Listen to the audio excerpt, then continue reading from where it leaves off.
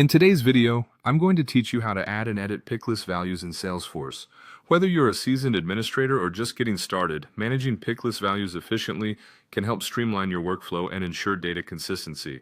So let's dive right in and explore this process step by step.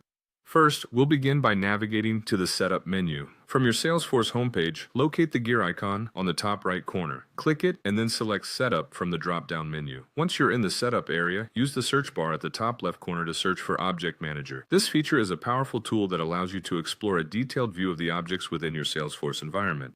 Now that you're in the Object Manager, your next step is to select the object where the pick list you want to modify already exists.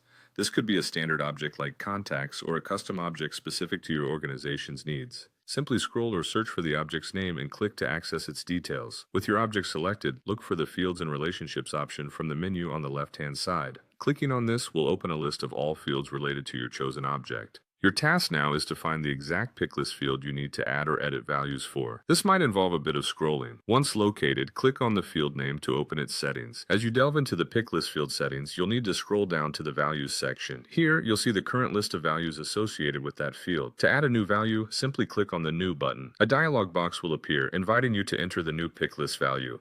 Carefully type the desired value, double-checking for any potential typos before you hit Save.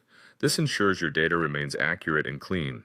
Sometimes, instead of adding new values, you might need to edit existing ones. To do this, find the list of current picklist values and look to the right side of the desired value. You'll spot an Edit button. Click on it and you'll be able to modify the value. Once you've made the necessary changes, go ahead and click Save to update it in the system. And there you have it, a comprehensive yet straightforward way to add and edit picklist values in Salesforce. By following these steps, you can maintain an organized and functional CRM database. Thank you for watching, and I hope this guide helps you manage your Salesforce picklists with ease. Stay tuned for more tips and tricks to enhance your Salesforce experience.